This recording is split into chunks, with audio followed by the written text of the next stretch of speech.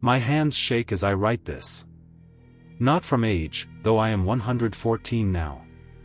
Not from illness, though the cancer is winning. They shake because of what happened in 1981 when I was a captain working Bering.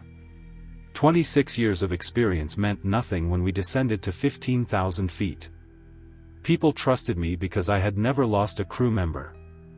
When a job was considered too risky or too technical for standard crews, my phone would ring. I had a reputation built on 3 decades of keeping people alive in places that wanted to kill them. What happened in Bering destroyed that reputation and nearly destroyed me.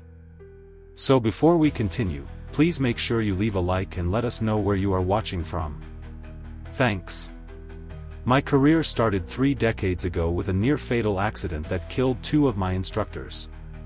That taught me respect for the ocean in ways that no amount of classroom training could. Every scar on my body tells a story. Every nightmare I have lived through made me more careful, more prepared, more paranoid about what could go wrong. It means I had been in situations where one wrong decision, one moment of hesitation, one equipment failure would have killed everyone aboard. And it means I had made the right decisions, stayed calm under pressure, and brought my people home alive. Every single time. Until Bering. I was methodical by nature, which had kept me alive through situations that killed less careful people. Every decision I made was calculated. Every risk was assessed against reward. Every procedure was followed exactly as written, because procedures were written in blood by people who learned the hard way what happens when you take shortcuts at depth. That methodical approach had earned me respect in an industry where mistakes cost lives and second chances do not exist. I had survived equipment failures that should have killed me. I had survived weather that had sunk ships twice the size of mine. I had survived human error, both my own and others. My experience was not just years on a resume or certifications on a wall. It was scars earned and lessons bought with blood. Every mark on my body told a story about what not to do, what to watch for, what could go wrong. I carried those lessons into every dive, every mission, every descent into water that wanted me dead. Before Bering, my record was perfect. Not lucky, not easy, but perfect through discipline and respect for the ocean. 37 major operations spanning 2 decades. Hundreds of individual dives. Thousands of hours at depths that would crush a human body in seconds if the equipment failed. Depths where the pressure is measured in tons per square inch and a single crack in the hull means everyone dies before they can even scream. Every single person who descended with me came back alive. That was not luck. That was preparation, training, experience, and a healthy fear of what could go wrong. That record was not just professional pride, though I was proud of it. It was a promise I made to every crew member who trusted me with their life. I will bring you back. I will not let you die down there. I will get you home to your family. That promise, that perfect record, that reputation built over decades, all of it ended in 1981 at the bottom of Bering. A research firm out of San Diego contacted me directly, bypassing the usual broker networks. That alone should have warned me. Direct contacts usually mean problematic operations that nobody else wants to touch. The client was listed as a private foundation I could not find any information about, which should have been my first warning. In deep water work, everyone knows everyone. The industry is small, specialized, and tightly connected. Unknown clients usually mean classified work, military contracts, or operations that skirt legal boundaries.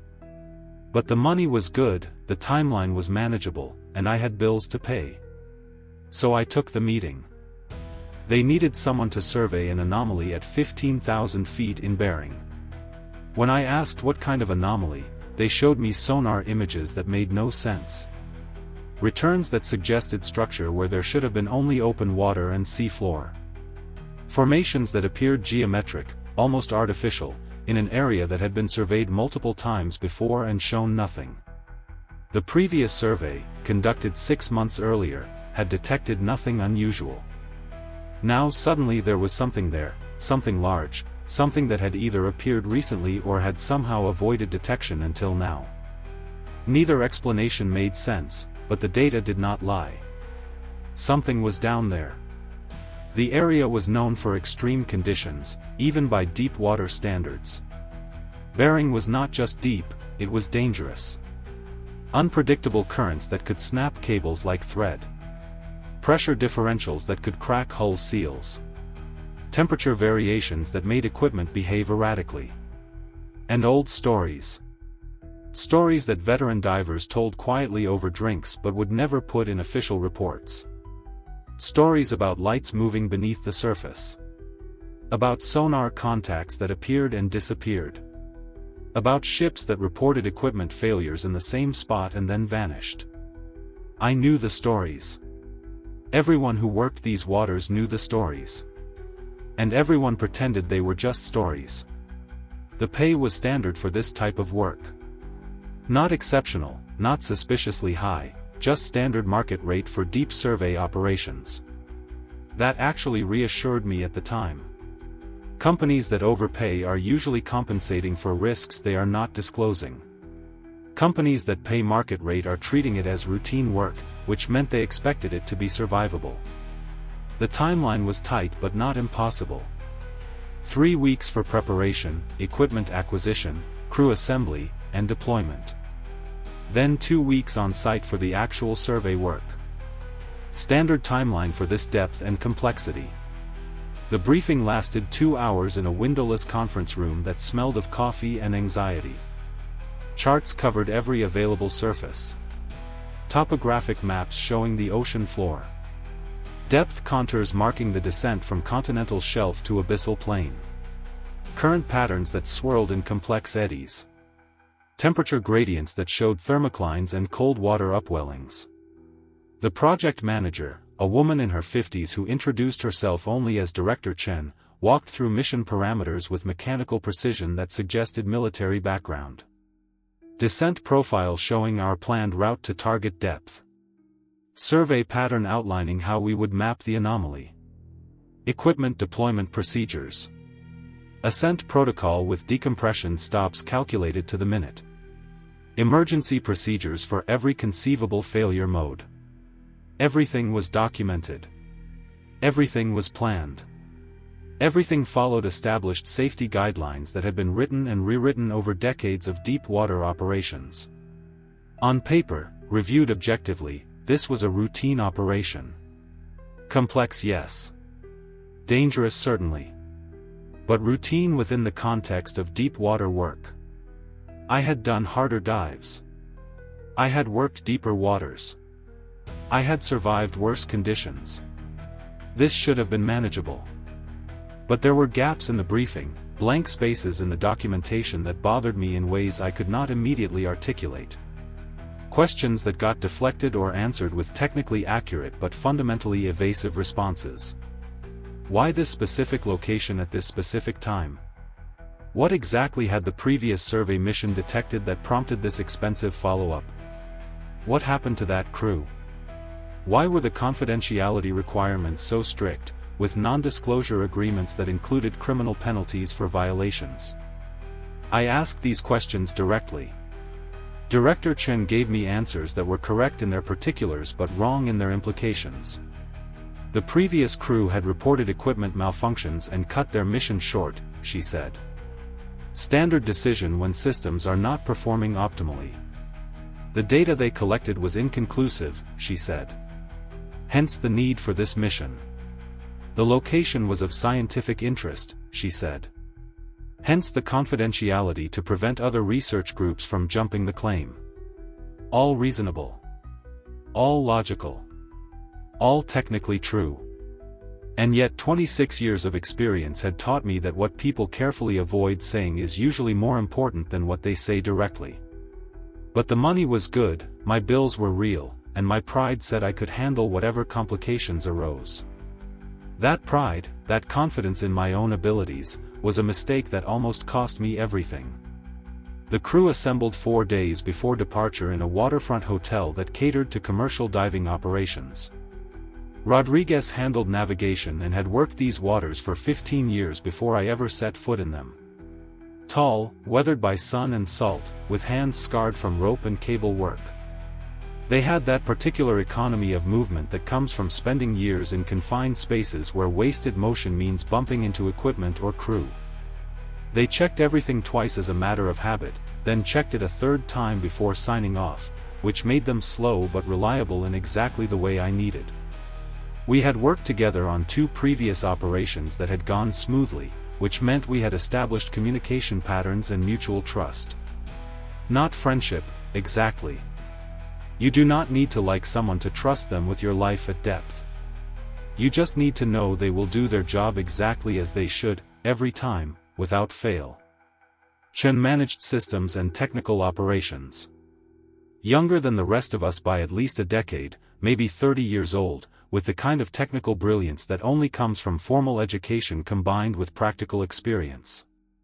They had an engineering degree from MIT and had worked on submarine systems for the Navy before transitioning to commercial diving.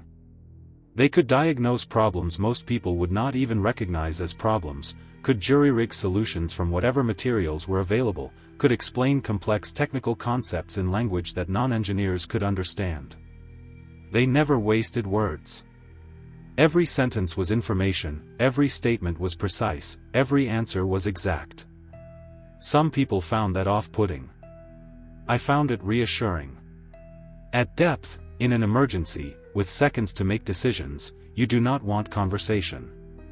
You want information delivered fast and accurate. Santos was our equipment specialist and safety officer, roles that often conflict but that Santos managed to balance through sheer competence.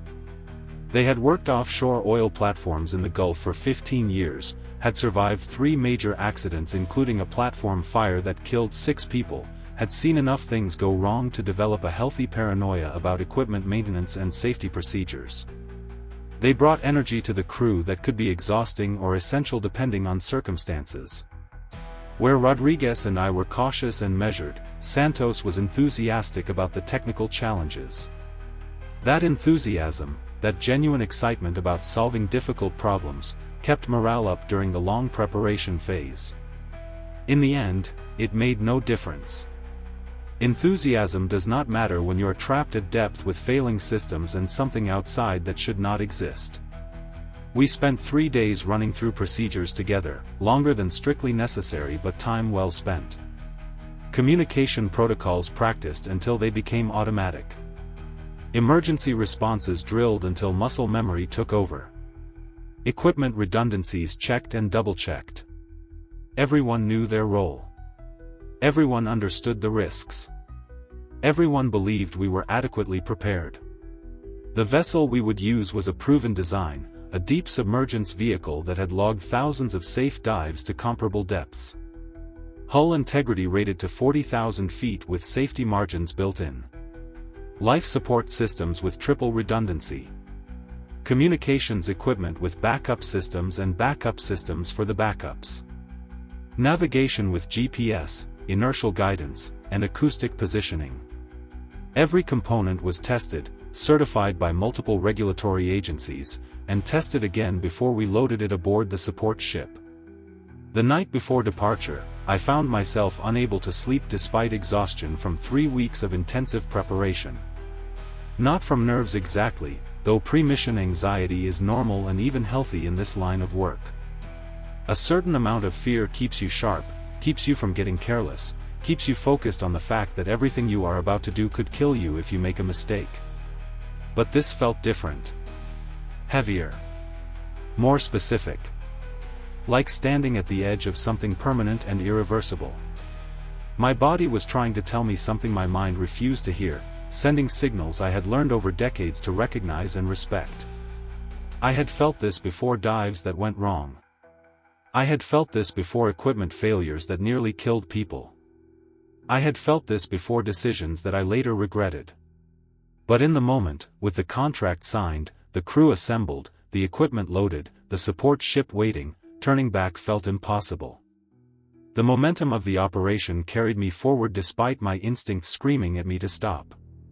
Looking back now, that was the critical mistake. Not the descent. Not the discovery. Not the emergency ascent.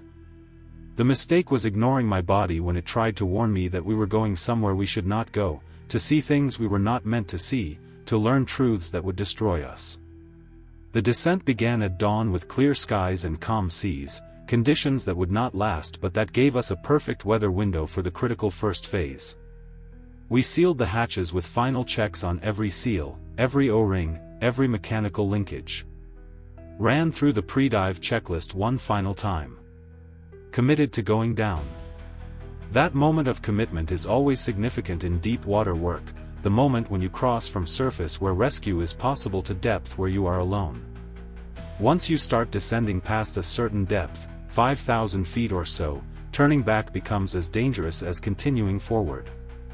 The decompression required for ascent takes time, uses life support resources, exposes you to risks that increase with every additional ascent and descent cycle. So you commit. You go all the way down, complete your mission, and then you come back up. There is no changing your mind halfway. We went down in stages, stopping every 1,000 feet for equalization and comprehensive system verification. The water changed color gradually at first, from surface blue-green to deeper blue, then to blue-gray, then to gray, and finally to black. Light dies gradually in water. The reds disappear first, absorbed by the water within the first 30 feet. Then oranges go at 100 feet. Yellows fade by 300. By 5,000 feet you are in a perpetual twilight, a dim blue-gray gloom where your eyes strain to see anything at all. By 10,000 feet you are in absolute darkness broken only by your instrument lights and the external floods. The transition is gradual enough that you do not notice it happening, and then suddenly you are in complete black water with no reference point except depth gauges telling you how far down you have come. Temperature dropped from surface warmth to near freezing in less than 2 hours of descent. From 70 degrees Fahrenheit at the surface to 35 degrees at depth, right at the edge of where sea water freezes. The hull groaned and creaked under mounting pressure, sounds that are normal and expected but that never stop being deeply unsettling. Metal under pressure makes noises that you feel in your bones, in your teeth, in the joints of your hands. Deep pops and groans as the hull flexes microscopically under forces that are trying to crush it into a sphere. You learn over time to distinguish between normal stress noises and dangerous sounds, between creaks that mean everything is working as designed and sounds that mean something is failing and you need to abort immediately. The sounds we were hearing were normal, textbook examples of how a properly designed hull responds to increasing pressure. But they were still ominous, still disturbing, still reminders that we were descending into an environment actively hostile to human life. By 12,000 feet, we were in complete darkness except for our instruments and external lights. The pressure gauge climbed steadily, remorselessly, adding tons of pressure per square inch with every 1,000 feet of descent. At 12,000 feet, the pressure was roughly 5,000 pounds per square inch, enough to crush an unprotected human body instantly, enough to collapse an oil drum into a compact cube of crumpled metal, enough to make every seal and every weld a potential failure point. The hull was rated for this pressure and much more, engineered with safety margins and tested extensively. But those margins existed precisely because hulls do fail, seals do crack, and metal does fatigue in ways that are not always predictable or detectable before catastrophic failure. I monitored every instrument, every gauge, every system reading. Heart rate steady. Breathing controlled. Mind clear. This was what I did. This was what I was good at. Descending into hostile environments and bringing everyone back alive. I had done it dozens of times. That confidence was about to be tested in ways I could not have imagined. At 18,000 feet, the first anomaly appeared. Temperature sensors spiked impossibly, from 2 degrees to 15 then back down in 30 seconds. That should not have been possible at this depth. Nobody spoke for a full minute. Then Rodriguez asked if anyone else had noticed it. We all confirmed what we had seen. Chen suggested equipment malfunction, which was the logical explanation. But something about the pattern bothered me. I decided to continue to our target depth. We had come too far to turn back on a single anomaly. I had seen plenty of strange readings over the years that turned out to be nothing more than unusual water conditions or instrument errors. I ran through the possibilities methodically. Every scenario I could think of had a rational explanation. None of those explanations felt right. 20 minutes later, the second anomaly occurred. Something struck the hull. Not a gentle bump from debris. A deliberate strike that left a dent in reinforced steel rated for pressures that could crush a car. This time there was no hesitation. Every person in that crew knew we were dealing with something outside our training and experience. Rodriguez and Chen confirmed it independently. Multiple systems showing the same impossible data. But we were already committed. Already at depth. Already past the point where aborting was simple or safe. Emergency ascent from this depth without proper decompression would risk the bends, nitrogen narcosis, pulmonary barotrauma. The safe choice was to continue to target depth, complete minimal mission requirements, and then ascend properly. That was the logical decision. The decision that almost killed us. We reached target depth and began our survey pattern. Everything seemed normal for the first 5 minutes. Then Rodriguez noticed something on the sonar. Something large. Something moving. And then we found it. We found a vessel with lights on, but everyone aboard had died decades ago. The scale was massive. Our lights could only illuminate a small portion. Details showed patterns that suggested design. Textures that implied purpose. Features that defied natural formation. My eyes struggled to process what they saw. The crew went silent. Our minds struggled to process sensory input that contradicted everything we knew. We recorded everything. Took measurements. Photographed it. But cameras malfunctioned. Instruments gave contradictory readings. Sonar showed shapes that looked different from multiple angles. It was as if whatever this was refused to be documented properly. Chen said what we were all thinking. This should not be here. This cannot be here. But it was here, undeniably present, undeniably real, undeniably impossible. That is when systems began failing. Not randomly. But systematically, as if something understood our technology and was methodically disabling it. First, ballast control stopped responding. We could not adjust depth, could not begin emergency ascent. Then communication with surface became erratic. Multiple independent systems failing in ways that should not correlate. Chen attempted to manually override controls, but manual controls were also unresponsive. The failures followed a pattern that suggested deliberate interference. Santos started showing signs of stress. The psychological pressure was mounting. Fear is contagious in confined spaces. One person breaking down can cascade through an entire crew. I had seen it happen.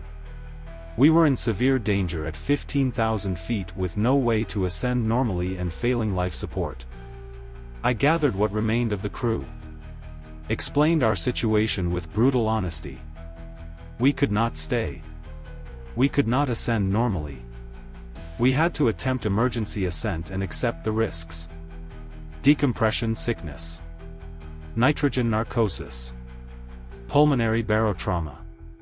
Versus certain death if we stayed. Not a choice really. Just an acknowledgement of reality. The decision to attempt emergency ascent came when oxygen reserves dropped below critical levels. I ran through every option. Every option had extreme risk, but staying meant certain death. We dumped everything. Blew ballast.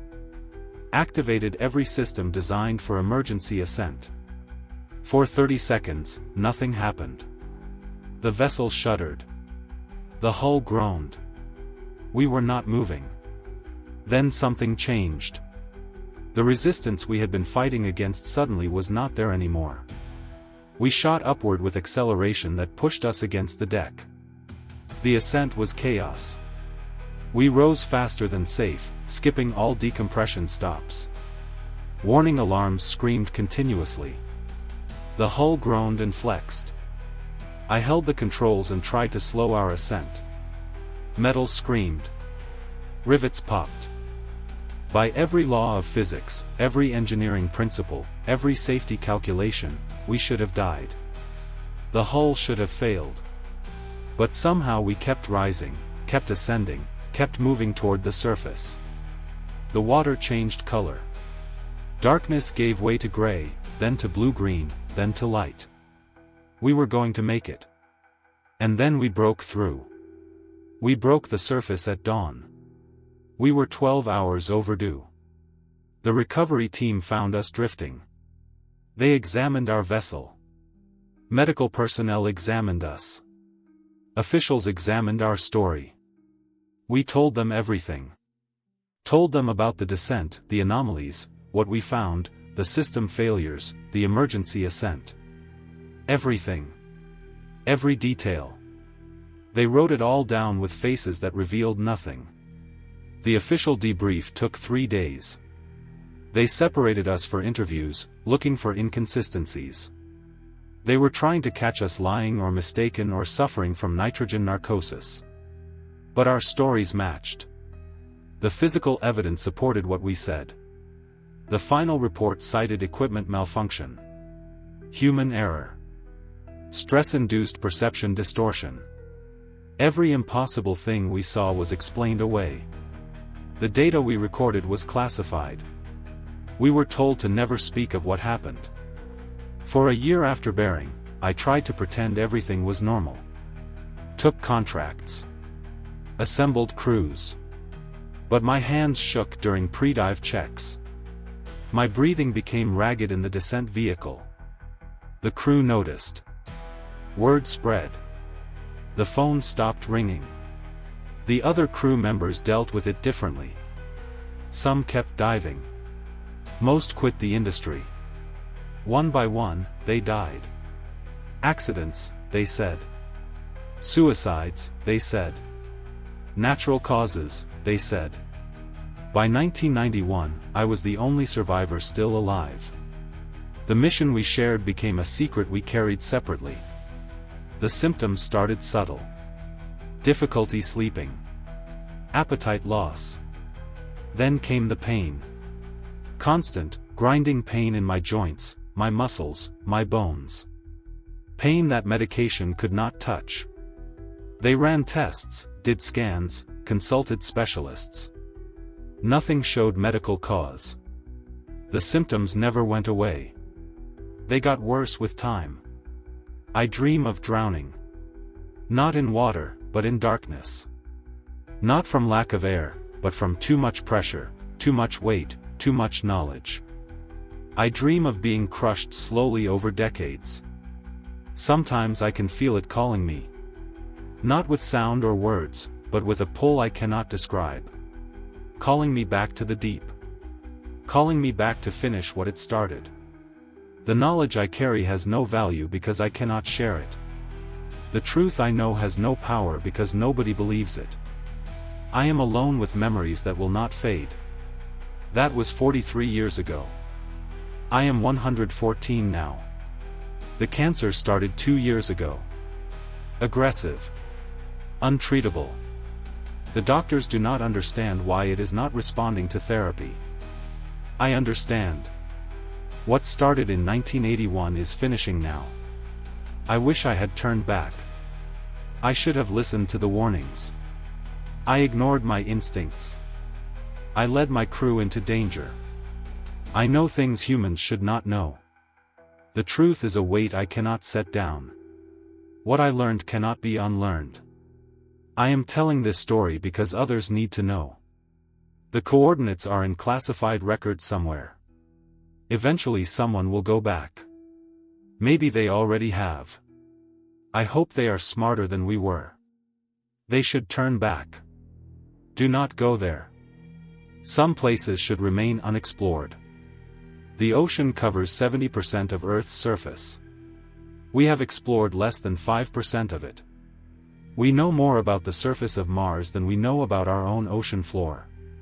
There are trenches that have never been surveyed. Chasms that drop miles below anything humans have ever reached. And in those unexplored depths, things exist. Not fish. Not whales. Not any form of life that our biology recognizes. Things that are old and aware and hostile to human presence. I know this because I met one in 1981 at 15,000 feet in Bering. It let me live. Not from mercy. From purpose. To carry a message. Stay out of the deep. The ocean is not ours. It never was. It never will be.